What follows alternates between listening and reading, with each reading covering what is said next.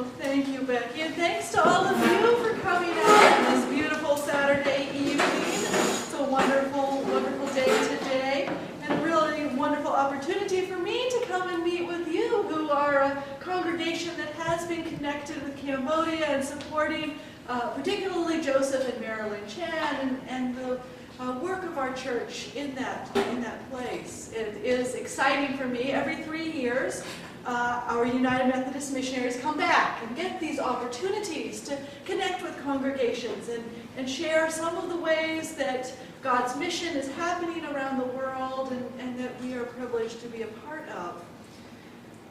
Many of you I've seen are familiar with Cambodia, and I've seen a few pictures of Angkor Wat and other elements of Cambodia's wonderful and rich history. The Angkor Wat Temple Complex is a World Heritage Site, the largest religious structures in the world, and we've been admiring some of the beautiful carvings and ways that you have brought beauty into this worship space. And in Cambodia, the Angkor Wat complex has these incredible bas-relief carvings, stone carvings, that tell the history of the Angkor people, the Cambodian people, as well as the Hindu creation stories and other elements of their culture. Wonderful, wonderful place, an exciting place to visit.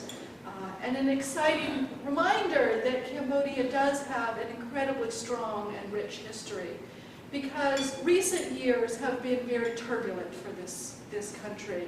It has gone through a series of foreign occupations, as well as the murderous regime of Pol Pot and the Khmer Rouge. And those were 4 very devastating years in the late 70s, when perhaps a third of the population perished. Maybe about 2 million people died from starvation or forced labor, or were brutally murdered.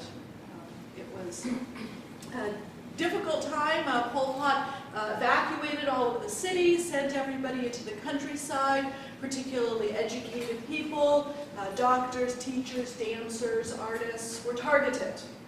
And destructive things were done in order to break apart the bonds of trust that hold our societies together. Many people did escape to refugee camps, primarily along the Thai border. And it was in those places that they began to encounter Christians. Our United Methodist Church was present and active there through Church World Service, which is an ecumenical partner that, if you've participated in a crop walk, is part of the way that we support that ecumenical work. And many of our churches also sponsored refugees to come to this country, welcomed people into our homes, into our communities. And it's just an incredible privilege for me as I travel around to meet with these Cambodian Americans.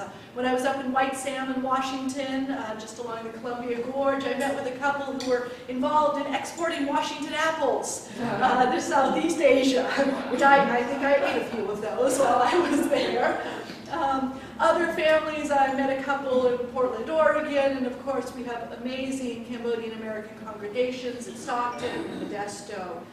And it was really these congregations that in 1992, when Christianity actually became legal again in Cambodia, all religion had been illegal under the communist regime, Christianity had remained illegal under the Vietnamese occupation, but in '92, when the peace accords were signed, when the UN forces came in, it was at that time that these Cambodian American congregations started to send people back to Cambodia. It was people like Joseph and Marilyn Chan, but also Cambodian Swiss. People began to return to their home country, sharing with their communities, their neighbors, their families about opportunities to heal, to grow in trust for one another, to begin this long process of reconciliation that they had first experienced in their encounter with Jesus Christ. And so United Methodist churches started to form in Cambodia. For those of you who know our polity, these were not official United Methodist churches. They were congregations, though, that claimed this name because they felt part of our community, because they had been welcomed by us into our community. It wasn't until 1998 that global ministries, the mission sending agency of our church, got involved and started commissioning and sending missionaries to serve in Cambodia. And it is incredible to see the way that the Spirit has been moving through that country, inspiring people. Today there are now 164 Methodist congregations worshiping together in Cambodia. And all of those congregations are led by Cambodian pastors.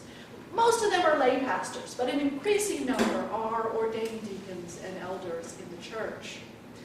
It's also a very special place because it really is a place of global cooperation. I mentioned that there were Cambodian Swiss who came back. There are people from more than 10 different countries involved in this mission. We've got folks from Switzerland, France, Finland, Kenya, Zimbabwe, Korea, Malaysia, Singapore, Hong Kong, Australia, the United States.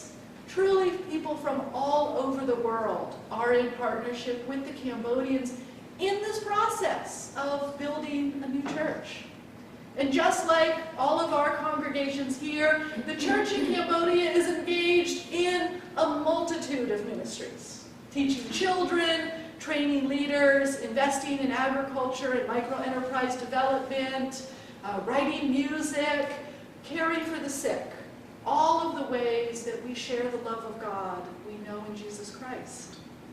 So it's been my privilege for the last 5 years to work with the program that we call Community Health and Agricultural Development. And I know many of you heard from Ken Cruz, who's another one of our missionaries who works in this program. We call the program CHAD for short. Usually I make a joke at this point that says, we're not talking about Africa. Chad is a country in Africa, but Cambodia is located in Southeast Asia. They're between Vietnam and Thailand. And this is a program that has a mission to share the love of God that we know through Jesus Christ in ways that create trust, hope, and wholeness of life, physically, socially, and spiritually. There's some posters up here. Oh, we're on autoplay. All right, let's go. Yeah, Ben's trying to help you. All right, well, we'll see how it goes. Oh, no. I'll keep talking. So I've got some pictures up here that share about some of the different program areas: health, holistic ministry, income generation, sustainable livelihoods, and food security that we work in this program, and some of the different goals that we have and some of the different projects. But I just wanted to highlight a little bit more today about some of the work around water that I have been participating in, because my academic background is in water microbiology, and so one of the things that I have enjoyed doing is participating in some of that. So water and food are integrally linked, of course, and Cambodia is a rice-growing country, rice-growing, rice-eating. People eat rice 2, 3, 4 times a day. And it is, however, subsistence-level agriculture. It's very much all done by hand. When the rains come, when the monsoon season comes, there in June, July, the fields flood. You get out and you plow primarily with ox or water buffalo or cows, and then transplant your rice. Yeah, up in that little area up there, you can see some people transplanting the rice as well. Most families have a land size of between 1 and 5 acres of land. So we're talking, again, still very small land holdings. There are some irrigation options in Cambodia. This is a major dam in the Battambang region, which does allow that area of Cambodia to grow 2 and sometimes 3 crops of rice in a year because of the irrigation. There are other pieces of land that are near to the river, and so they have flood recession farming in that area. So I do know a few communities that have one piece of land by the river, another piece of land inland that they do with rain-fed agriculture, and so you can get crops at different times of the year on those pieces of land. So there There is some flexibility in people's farming options, but pretty much you're dealing with subsistence level agriculture, typically one crop of rice on a particular plot of land in a year. Of course, it also provides a little area for recreation too. Fishing is a major industry in Cambodia. About 50% of the protein that people consume in Cambodia comes from fish, clams, frogs, all of those water-produced things. Freshwater fish are more popular than ocean fish in Cambodia, I think because the Cambodian coastline is about 2 inches long. But river fish are more popular than pond fish. Some of those variations. I think this is digging for clams in the dry season. I'm not entirely sure, but all year round. So drinking water is also a major concern. Cambodia is not an arid country, as Uganda, where you've been working as well, is a more arid country. And Cambodia has this monsoon season that comes and we collect lots of rainwater. If you are lucky enough to have a metal roof or a tile roof, you can collect rainwater, and you have these cement cisterns. Let's circle it. Which is where people will store water. So in the dry season, this is actually a house right along a major highway. In the dry season, the trucks will go and they'll suck water up out of the river, and for a fee, they'll bring water and put it into your cistern outside your house there. Of course, that leads to lots of stagnant water all over Cambodia. It's a problem for mosquito breeding. This woman is demonstrating a little chemical packet that she puts in to prevent mosquito larvae from developing. Of course, the traditional method many folks use here is to put a thin layer of oil on top of water. Not really used in Cambodia because this water is used for everything, for bathing, for drinking, for all purposes. So really better to keep it covered. So we also try to promote keeping your water jars covered. Is that little packet of chemical, does it hurt them too? It is sold as something for putting into water. I have not analyzed it. I hope not. I hope not. Couldn't they put like mosquito fish in the water to keep the mosquito on? That's certainly something that I see a lot of people doing here. I did not see people doing that, perhaps because this is drinking water and people don't want to have little fishes swimming in their drinking water. I know it won't hurt you, but I think psychologically that might be challenging because I don't know. It's a good question. In ponds, people I'll get to the pond pictures. Here are the ponds. People will dig ponds in their backyards or their front yards sometimes, and some of those are bomb craters that have been deepened. Others are specifically dug as fish rearing ponds, and so they do just keep fish in those. Most of the people want to have one that will hold water all year round, but some of them do dry out in the dry season, depending on how deep they are. She's going down to collect a water sample for us. This is towards the dry season, so the pond is lower. So, do they use that water for drinking and bathing? The pond? The pond water, yes. So what kind The of... green pond water. The green pond water. That was her family's primary source of water for everything. No, if they bathe in the pond and take the water out to... Most families that I know bathe in their ponds. Okay. Now, Soknora, when I stayed with his house, his community has actually designated a pond, one pond in their community as bathing for humans only. So cows and motorcycles are not allowed into it.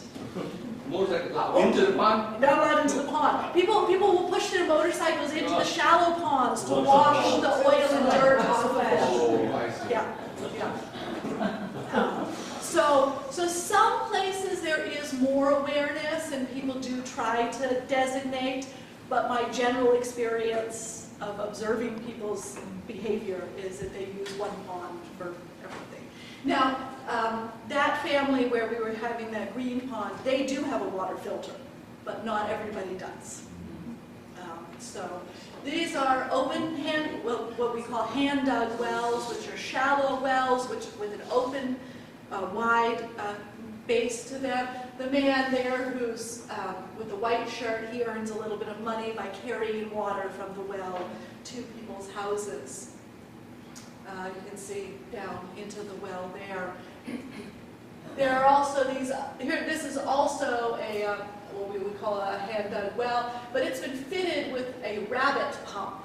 So it works by stepping on those little things there, which is a lot easier than the pumps in the next picture, which are all hand pump and up and down and all of these challenging pumps. This is also a type of well they build in Cambodia called a tube well. It's also a shallow well, but it is drilled so that you have a narrow base and it is protected. A lot of people who've been involved, like your church has, and work in more arid regions are familiar with this concept that we want to dig deep wells because deep wells are free from fecal contamination for the most part. And that's very true and very important. Deep wells are, of course, much more expensive to drill because the cost of drilling a well is based primarily on how much diesel it costs to get through the ground. Most wells in Cambodia are shallow, and there's two reasons for that. First of all, the water table in Cambodia is quite high, so you can easily access the water with a shallow well. But secondarily, there's naturally occurring arsenic in many regions of Cambodia. And the deeper you go down, the more arsenic there is. And so if you drink arsenic-contaminated water, you start to get skin diseases, calcification of your palms and things like that. There's a big government effort to try and map all of Cambodia for arsenic zones. That is ongoing. Once an area is identified as an arsenic area, they do paint all of the wells red, so you know not to drink that water. But well water is primarily used for increasing the quantity of water that people have available to them. Because a lot of the issues around water quality is not just having water that's free from biological contamination, bacteria that give you intestinal problems, but is also having a sufficient quantity of water to ensure proper hygiene is taking place, that you're able to wash your clothes, wash your body, wash your dishes, all of those sorts of things. So you can see that here at the well is actually really the washing area for the family. They've got their laundry going right here. Most families will have a little basket. They've got some detergent there. They'll maybe have another kind of soap. There'll be 1 or 3 toothbrushes that the family shares that are all sort of stored in the little basket there. And you know, so it's a hygiene center for the family. So even though wells are not necessarily a good source of drinking water in Cambodia or not a reliable source, they are important in terms of improving hygiene. And here's just some more pictures of these tube wells. Some of them are fitted with an apron, which is more commonly seen in deep wells. This one I often talk about as an improper apron construction because the drainage channel is very short and you can see you're building up stagnant water there. One of the problems I encountered when I was working in Ghana on wells is that a lot of times the wells were constructed with these drainage channels but without any attention to the fact that people's livestock also need to drink. And so, especially in the dry season in arid regions, they would actually block up the drainage channels, fill them with water in order to provide troughs for the cattle to drink. Because cattle are important. They're an important part of people's livelihood, which sort of defeats the purpose of the drainage channel. So challenges with some of these engineering aspects. I mentioned rainwater collection before, and here's a house again that has a metal roof, and you can see it's able to collect rainwater into these barrels. But of course, while rainwater itself is usually, hopefully, free of contamination, that's not always the case because the rainwater is only collected in the rainy season, and in the dry season, they'll often put river water or other surface water into these containers. And so you can't ensure that even though it's rainwater, that the container itself might be harboring, you get lots of leaves and stuff gathering at the bottom. And of course, everyone's hands also go in to dip water out. Just some more pictures of rainwater collection. So what has the church in Cambodia been doing about all of these issues? We are involved in making sure that we try to build wells on all of our church properties. And in many regions, this is one or very few wells in the community, and so in the dry season, it's an important source of water for people. This one, actually, they've hooked up a little pump to it, and so they're able to actually pump water around to different places. Oh, yeah, there's the water pumping going on. And of course, that's helpful for irrigation. It's a challenge in Cambodia when the dry season comes around to find work to do. So a lot of people will leave their farms during the dry season, come into the urban centers to get construction labor work, transportation, other sorts of activities. Of course, anytime you leave your home community, it puts you at risk. Many young women come in to work in the factories, and all of these things put the young people at risk for trafficking situations or just exploitation of any kind. And so a lot of what we've tried to do with some of our income generation, our livelihood projects, is to help folks develop income-generating opportunities for the dry season that enables them to stay on their farm with their communities. And so we have done some irrigation projects. One of my favorite irrigation projects, all of our projects, I think Ken might have shared with you, have this concept of passing on the gift. There's a lot of work in the media now around microloans, and there's lots of different ways to implement microloan projects. We, in the CHAD program, tend to work on projects, microloans that are not cash-based. So they're based on other commodities that are easier for people to work with. A lot of them are rice-based.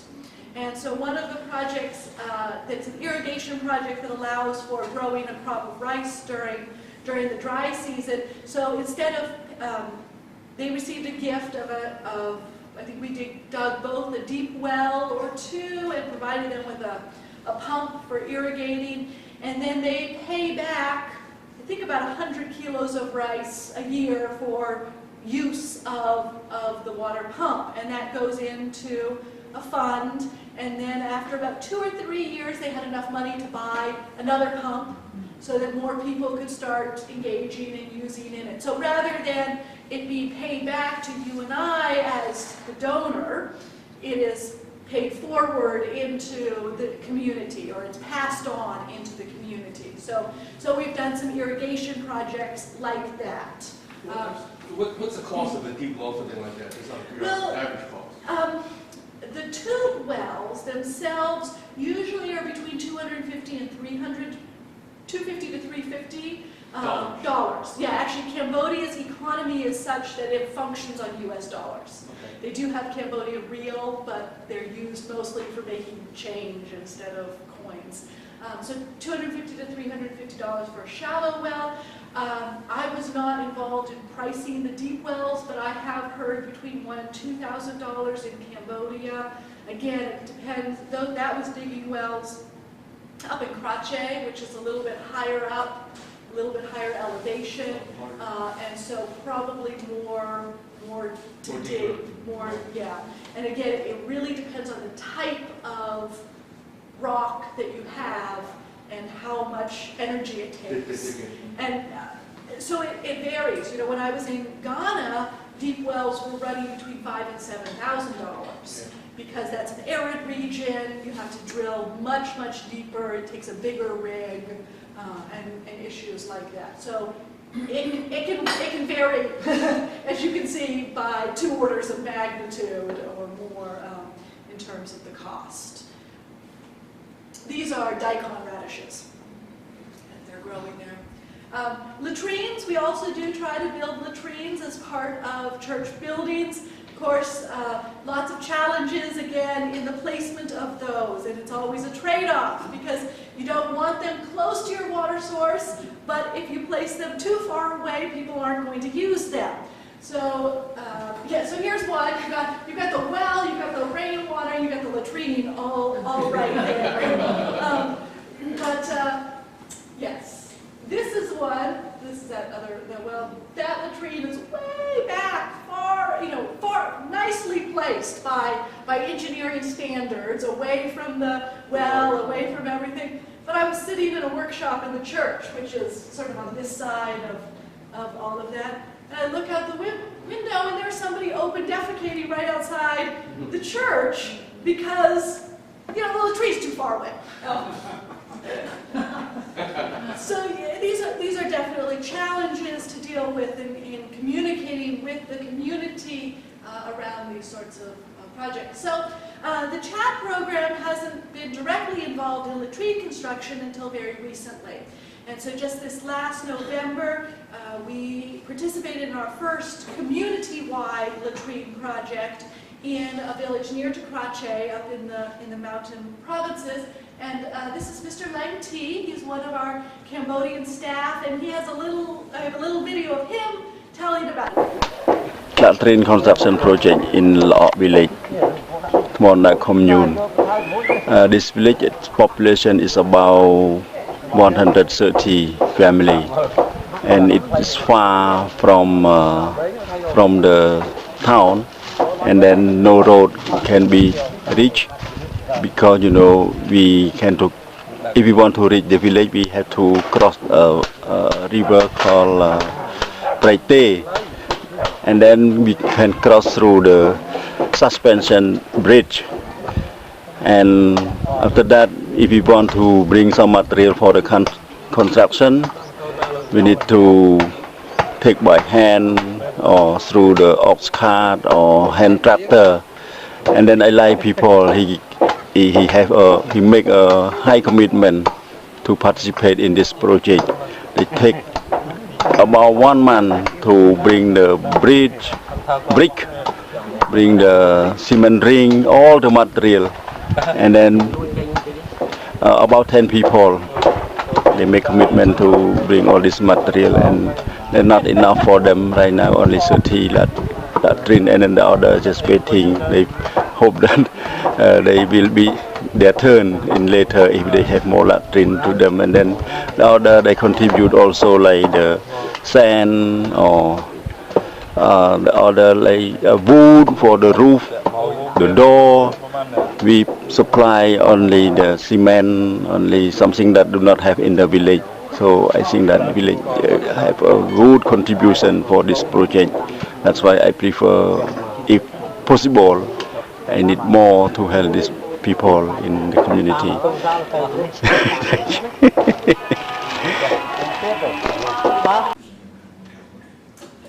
So Mr. T is sharing a little bit about this project, and I'll highlight some of those points.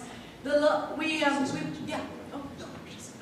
La'a village is, again, in the Krache province, and we worked with the Ministry of Rural Development to identify a community that was underserved, that was ready, though, to work on a community-wide sanitation project. They have about 120 families in this community. We were able initially to build 30 latrines in partnership with them. And it was a real community partnership. We used a model that the Ministry of Rural Development had identified as a latrine model that was suitable to this area, that they knew how to maintain so that they could help the folks with that. And then I think we supplied about $120 worth of materials for each of these 30 latrines that were given through gifts like churches like yourself. So those materials included the cement rings for the pit, and the bricks and the cement for mortar, and as Mr. T was sharing. And the trucks brought that up and deposited it on this side of the river. And all of those materials had to be hand carried across this suspension bridge. and then taken another 2 miles by ox cart or hand tractor into the village. This would be a little more of a, but you've been working on the latrine here, or the toilet here in this building. It's just a clarification. This is not flushing toilet. These are These are pit latrines. holes like in China, where basically. Outhouses. Yes. Yeah, outhouses. I mean, I want to make sure everybody's clear, because someone may want to go touristy there, and if they basically want to flush the toilet, and you don't have one there. They are not dry latrines. They are water latrines. But there's no tank that's attached to them. You pour the water yourself. Okay. It wouldn't be that hard to fit a tank onto them, but it would cost more. And Right. Okay. so having it tankless it works in these environments. Where does it go? Just goes into the ground? Well, we'll see some pictures there of the construction process. But it's a good question. Yes. This is again a picture of the bridge back there. So you can see that the motorcycles do drive across the suspension bridge. This is a little traveling salesman selling farm implements here. But anyways, then we had to load them all up on a hand tractor cart and take them down the road to get there. And Mr. T was sharing there were about 10 people who volunteered in this transport of materials. It took them about a month to get all of the bricks and supplies from the road to the village. And they did that before we came. We came for about 2 weeks to do a blitz build of all of these projects. This is the map of the village, and the green ones are all the houses, and the red ones are the ones that are slated to receive one of the initial latrines. So working again with the village chief to identify the households in the communities who were the highest need community households for receiving the first latrines. Before the latrines were built, what did they do? Open defecation. Okay, I mean that's. Okay. Just go to the field. Okay. Yeah, and that's very common throughout regions like Cambodia. I forget what the sanitation rate is in Cambodia, but a significant percentage of the population still practices open defecation. So does that mean you have to remember what you did the last time, so you won't go back and step on it? You must, yes. Because they don't wear shoes a lot of times, I guess. Flip-flops, but yeah, I mean, I think people like here, you carry your Oh, yeah, shovels, seriously. you bury your waste, Okay. I mean, that's Like part of, camping. yeah, like camping, like camping. Thank you. So how much is fertilizer? Sometimes it is. A lot of people will go to the rice paddy fields, participate in helping to fertilize the paddy fields. So they did contribute, again, whatever local resources they had available. So they went down to the river and dug the sand that was mixed, and we brought in the concrete, using farm implements here. Not too many official tools were used in this process. The family was responsible for digging the pit. So the pit here that we see in this picture is the pit where all of the effluents will fill in. This is actually a design that has two separate. So the outhouse will go over this pit, and then it will be flow into the lower pit there. That's the design that was being used. It was as you can see, a community-wide effort. We had 2 members of the government who came to help with the design elements. We hired 1 skilled mason and 3 carpenters to come in and to teach masonry and to help with the skilled elements of the construction process. So you can see, there they are. We had a few of these little spatulas for putting things together.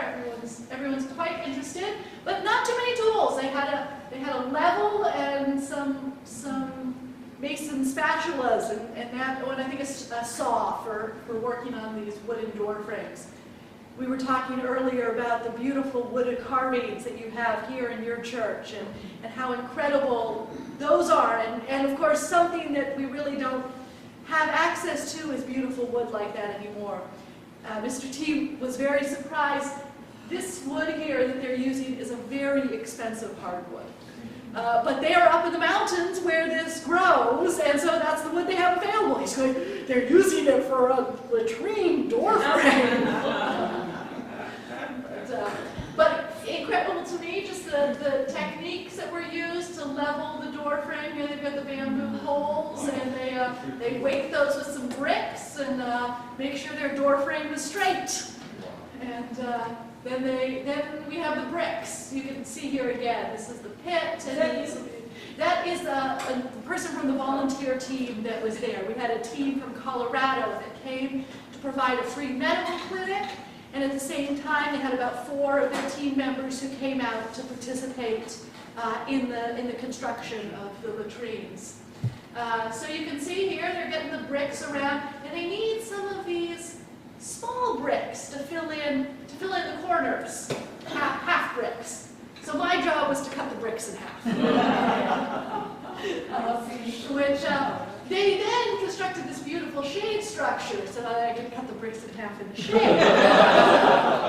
Highly amusing to the children. They did not, however, sit quite so still the entire time. Mostly they also played under the shade structure as well. Again, very, very exciting to have all of this activity, and everybody got involved.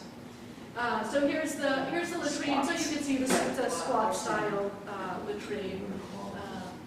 And then, of course, as it gets built, they put a slurry on the outside in order to seal it. Not OSHA standard regulations in terms of creating the scaffolding for reaching up there. They just pile a few extra leftover bricks and put a piece of wood on top of it. But you make do, right? And get it done. This is the latrine when it's completed, and then they'll put a roof on this slanting section here, taking a little break there in the shade. So that was the water testing, or that was the latrine construction project. We initially did 30 of them, and I know they're working to go back and to continue working with that community because it really was a wonderful partnership. They really stepped up and provided what resources they had, and we were able to really make a cooperative partnership with them. How long did it take to build one? It took, well, when we arrived, they needed to already have the pit dug. I don't know how long it took to dig the pit. The actual construction of putting the cement rings in and getting the walls up just takes like a day or two. So that doesn't take very long. But again, it depends also on the skilled masons could do it a lot faster than the community members who were just learning the process could. So some of them took a little bit longer to finish. What happened when monsoon rain comes? Well, this community is actually on like a little bit of a bluff above the river, so they actually have good drainage in their area. But that's a very good question because if you remember back in November 2011 when Bangkok flooded, there was also serious flooding in Cambodia, primarily along the Tome South River, and a lot of latrines did flood at that time, and that was a problem both for the community, but also then for digging out the latrines. And it's also part of the reason we did this in partnership with the government, because all of these latrines do need to be maintained.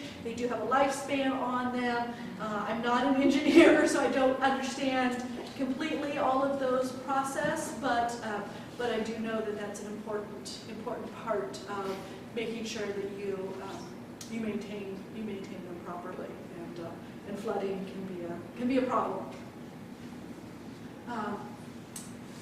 I am a water microbiologist though, and so some of the work that I do is around water testing.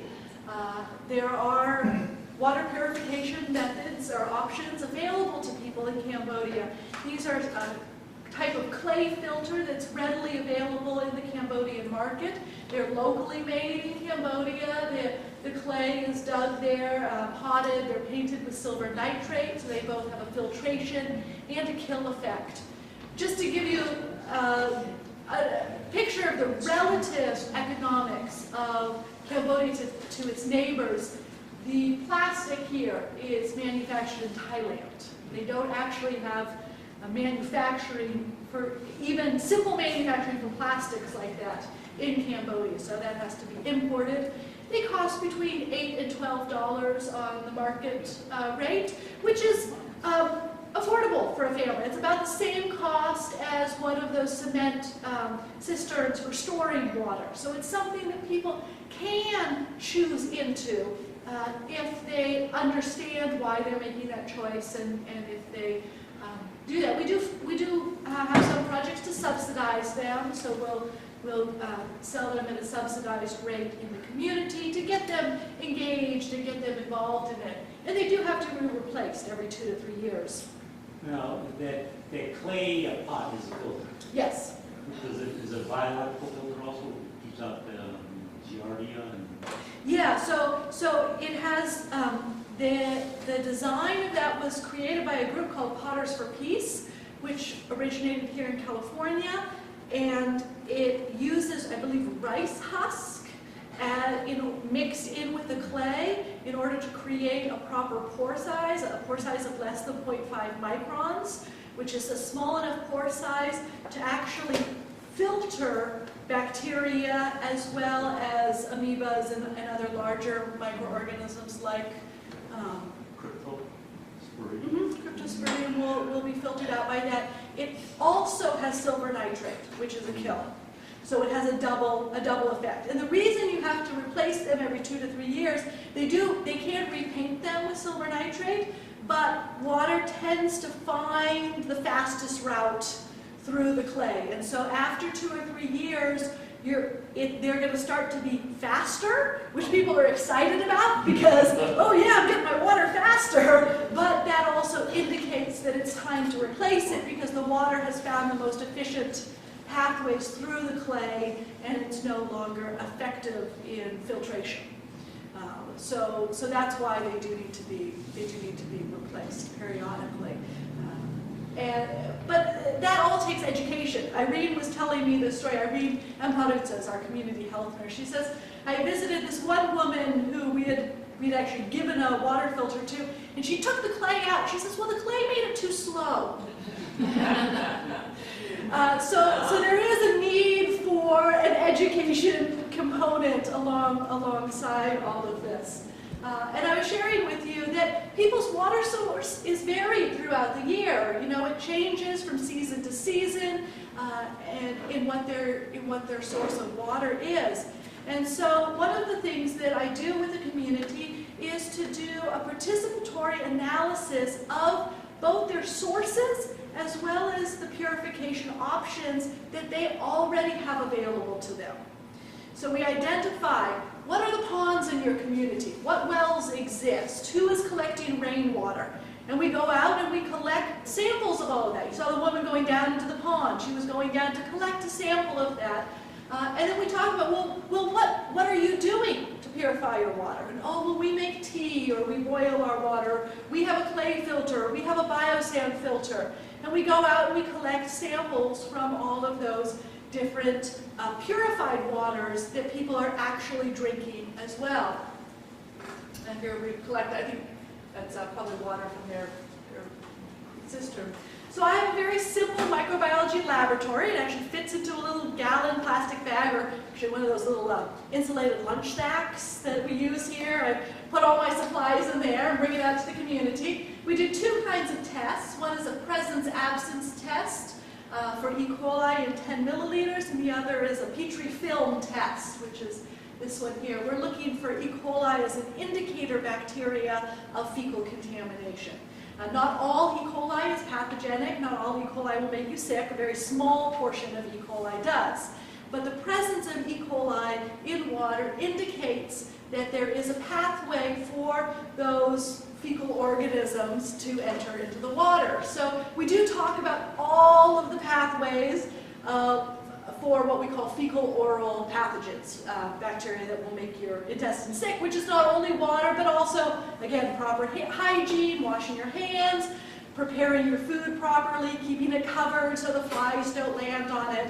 So we do talk about all of that, as well as about germ theory of disease, that this intestinal diseases do come from germs, not from evil spirits or other misinterpretations of the source.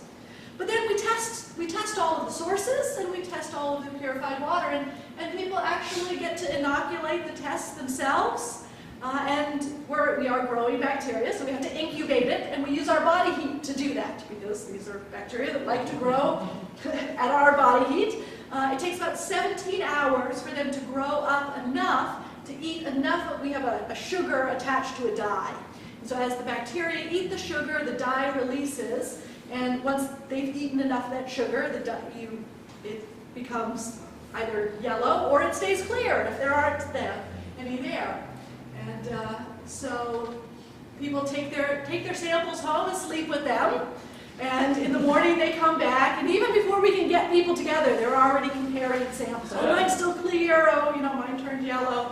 But we put it all up on a chart, and we talk about it. And I've only come into this community for 2 or 3 days. I don't know the situation there. But they are the ones who tell me, oh, well, that pond has too much E. coli because that's where all the cows go to drink. Oh. Or maybe this pond has a protective grove of bamboo around it. Or Soap Nora shared with me, well, we've designated this pond and protected it for swimming or for bathing for humans. Sometimes we will find water that has gone through the filters that is contaminated. And then we get to talk about, well, why is it? Have you cleaned your filter? Or maybe it needs to be replaced. I personally am not a big fan of the biosand filters because I've seen too many of them contaminated because they've not been properly used. So biosand filters are very popular in Cambodia right now. A lot of agencies are coming in to build them. They're like a cement column that you then fill up with rocks and pebbles and sand, and they work. You run water through them for about 3 to 5 days until they develop a scum layer. That's actually the technical term. A living layer of organisms on the top which trap any microorganisms that are in your source water. So you can't run chlorinated water through, or you're going to kill your scum layer. But they are quite effective. They're about 98–99% removal rate of bacteria from your source water. But you have to run water through them every day. Otherwise, your scum layer is going to die. And in Cambodia, during the planting season and during the harvest season, people will go off and they'll set up a temporary house out on their field, and they'll work there, and then they'll come back, and they're not necessarily aware that you have to run water through your biosand filter for 3 to 5 days to re-inoculate that scum layer. And so I have seen a number of biosand filters that are not properly maintained, and so they're not effective. So when you have real information, you can make real choices, and we can have dialogue about why is it that this situation is happening in your community. We get a snapshot picture of what really is the case, and then people can choose. They can choose into the options that are available to them. So it's not me coming in and saying, your water's dirty, you need to filter it. But which sometimes happens with water projects. I've observed that happen. But really allowing people to choose based on what they know and what works for their family. So that's the end of this presentation, but just so much fun to be able to be here with you tonight, to read a little bit about what you're doing, and to thank you for your support of our church in the world and your connection with Joseph and Marilyn. I know they're coming in August? August, yes, and they'll tell you yet more about the work of our church in Cambodia and that connection here. So this is just a small part of that. But a joy to be here with you tonight. Thank you.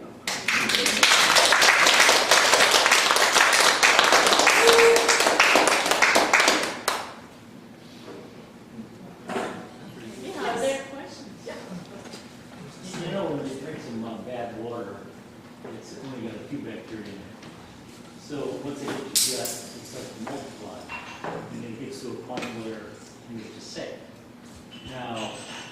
bacteria does not multiply, you will not get sick. Now, they have this new ultraviolet. Oh, irradiation, yeah, UV irradiation. Now, that works. So I don't know. But I noticed in Africa, they would put the water in regular cotton balls and put on the roofs. They use sodas, yeah, which is another method for doing that. So you want to know the science behind how that works? The SODIS method is an okay method in that the way it works is that you put the water into a clear bottle and you have to shake it, which dissolves additional oxygen into the water. When they put it up on the roof, the sunlight has UV radiation, and the plastic allows the UV to penetrate. This is why you can't do this with glass bottles, because glass doesn't allow the UV to penetrate. The plastic will allow the UV to penetrate, create free radicals of those dissolved oxygen molecules. And the free radicals will kill the bacteria in that. The challenges of that, and the reason that I'm not a fan of the method, is because there's no indicator to let you know when your water has been in the sun long enough in order to achieve that. And so there's a number of factors that influence how long you have to leave it up there, and other issues like that. You do want to make sure that you filter out particulate matter, or what we sometimes call flock the water, to pull out the particulate matter before you do that. Because the problem with the problem even with things like chlorination or iodine or any chemical kill of a water source is that the bacteria will hide in the particulate matter, in the dust particles in the water. The bacteria like to get into that, and it actually takes more chlorine to kill them because it has to penetrate in there. So that's why in our municipal water systems, we use alum to flock the water first before we chemically treat it for safe drinking water. There's a new product called Pure, P-U-R, which actually has both a flocking agent in it and a chlorine in it, which then helps with that. There are challenges with distribution and cost with that methodology, which is why a lot of people are promoting SODIS, because it's conceptually, it's just a concept. But again, because there's no indicator, I have continued to see people get sick while drinking SODIS water, so it's not a method that I personally promote. My research advisor, as in graduate school, developed a methodology called solar water pasteurization, where he showed that you could raise water temperature just to 65 degrees, and that will kill waterborne pathogens. It does not destroy cysts and spores, but those are such a low percentage of waterborne pathogen or of microbes, and really are not a problem for most waterborne diseases, that you save a whole lot of energy by only raising the water up to 65 degrees. That extra energy, so this is Celsius, the extra energy to raise the water from 65 up to 100 degrees Celsius is a huge amount of energy. And with a simple solar reflector in a black jar, you actually can get water up to 65 degrees. Paraffin melts at 62 degrees, but they have been able to use a different kind of wax that actually melts at 65 degrees in order to create an indicator, so that you can just put that indicator in, leave your water there. If the wax melts and falls to the bottom, your water is pasteurized, and then you can flip it over and use it again. I've also observed that, at least at sea level in Cambodia, that's when bubbles are just starting to form. So people go, well, when I make coffee, I don't bring my water to a full boil. Is my water safe? My answer is yes.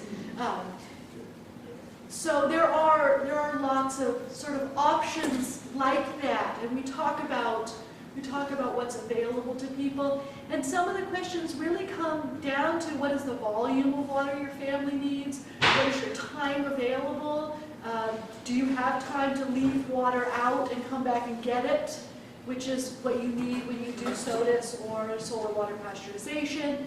So I have come to believe that there is no one solution.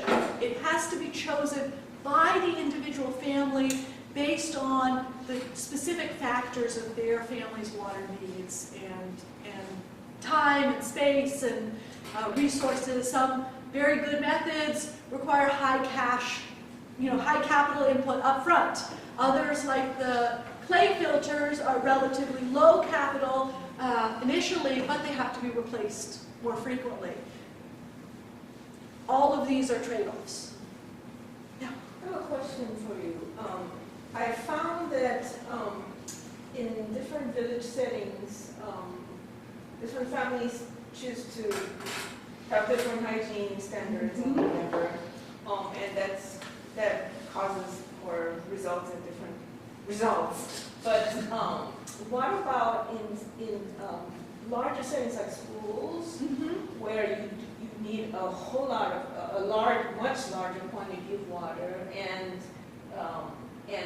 I mean, what is the best solution that you've experienced for cities like that? Well, one of the challenges with sanitation in general is that to really see public health benefits of sanitation, you need community-wide sanitation implementation. That, you know, just having a few families implement sanitation projects doesn't actually even see the benefits for their families as much as doing community-wide sanitation. And so that's really where development practices are going these days, is implementing total community sanitation. Schools are often a very important entry point into that.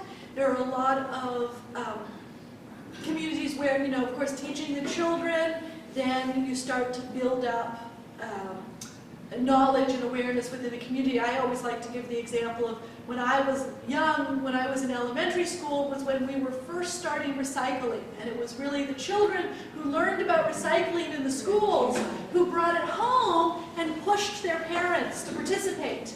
I was visiting, when I was visiting in Nepal, where I'll be serving next, we visited, they have a program they call Child-Led Community Development.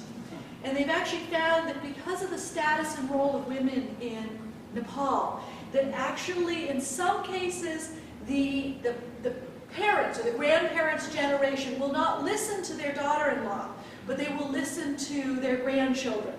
And so if the grandchildren come home and say, we need a vegetable garden, then the mother will be able to engage in that with much more freedom than if she participates in a community mobilization effort around vegetable gardening. And so they definitely found, again, with sanitation projects, to have some impact in that regard as well. And so I have a paper that I have actually not yet read, but it's sitting on my computer that's called School-Led Total Sanitation. Okay. So I'm excited to read that and to see how that project worked in utilizing the school children to mobilize the whole community for total sanitation. Cambodian context, or? It's actually in the Nepali context. Okay. So I'm sort of trying to prepare for some of that transition. July 15th is when I'm heading out. So yes. What percentage of the countryside there is practicing good hygiene? I mean, in other words, have the latrine and have the clean water, or is the majority still basically doing? The majority is still basically participating in open defecation. I don't know exactly what the statistics are, but I was reading one report that says Cambodia actually has the lowest ratio of hand washing to latrines of any country. So there have actually been better penetration of latrine construction than hand washing implementation in Cambodia.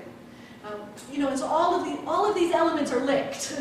You can't just do one thing and not the other. And so there's now a big effort, I hope, to start reversing some of that in order to get hand washing linked in with some of that activity. So realistically, in a family like that situation, do they build an immunity to it, or do they just get sick and that's just part of life, or? Some of it is just part of life. I mean, I know a number of people. We're supposed to have a meeting. Oh, sorry, Nick Crew, I can't come to the meeting. You know, I'm sick or my child's sick. High rates of morbidity and I think a significant amount of labor loss just from my anecdotal experience of people calling and canceling meetings for that reason. But I don't know the actual public health statistics on it.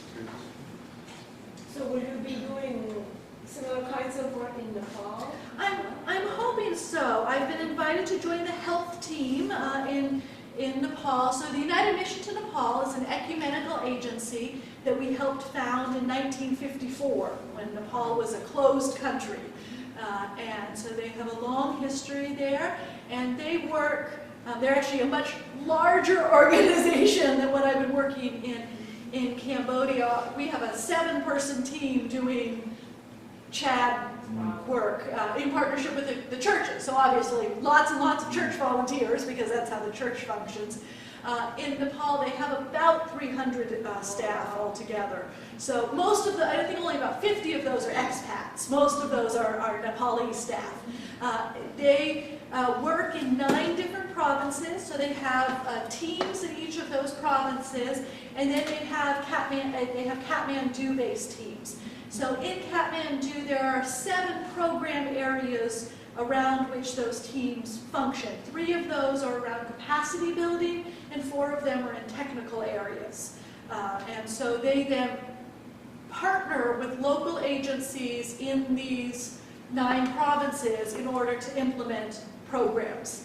So they're not a direct implementer. They really do, like, again, the capacity building is around organizational development and advocacy and holistic ministry, so working with the Nepali church in building up the skills and the human resources in order to have that structure for working. And then the technical teams are health, education, sustainable livelihoods, and peace building.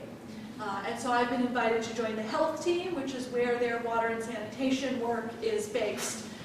We discussed maybe I would join the sustainable livelihoods team, which is similar to some of the other work that we did in Cambodia, but I'll work, I hope, primarily on water, sanitation, and hygiene. They've also asked me to be prepared to do some nutrition-based health programs as well. So I have 5 months of language school and a chance to get my feet on the ground before I actually jump into some of the specific work areas. So you never really know, because as with all community development, you do what is needed, and you work in partnership with the community to assess the needs and to resource those. But you're still going as a United Methodist Mission? Yes, I am being sent by you, by our church, through Global Ministries as the sending agency. United Mission to Nepal is the receiving agency. Because mission, in our Methodist tradition, is something that we both send and receive. It's a mutual expression of God's mission. It is we look for mutuality in mission.